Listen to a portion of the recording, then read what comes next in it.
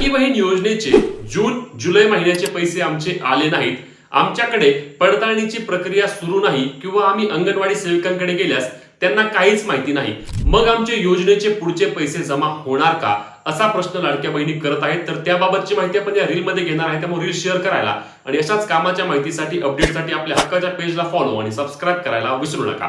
नमस्कार मित्रांनो, मी विराज. लाडकी बहीण योजनेअंतर्गत आता आपल्याला माहिती आहे की 26,40,000 महिलांची पडताळणीची प्रक्रिया सुरू आहे. आता लक्षात घ्या, जर तुम्हाला जून आणि जुलै मध्ये पैसे आले नसल्यास तुम्हाला ही पडताळणी करून घेणे अत्यंत आवश्यक आहे, अन्यथा तुम्हाला योजनेचे पैसे येणार नाहीत. म्हणजे तुम्ही जर निवांत घरी बसला, तुम्ही कुठलाही फॉर्म भरला नाही, कुणाकडे डॉक्युमेंट जर जमा केले नाहीत, तर तुम्हाला योजनेचे पैसे मिळणार नाहीत. यासाठी अंगणवाडी सेविकांची भेट घ्या.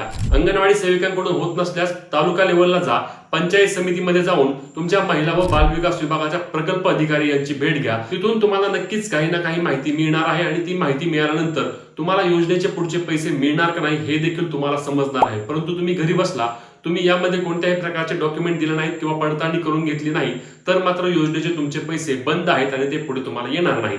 आता तुम्हाला जून जुलै पर्यंत पैसे आले का, कमेंट करून सांगायला विसरू नका. ही रील शेअर आणि फॉलो करायला विसरू नका. जय महाराष्ट्र.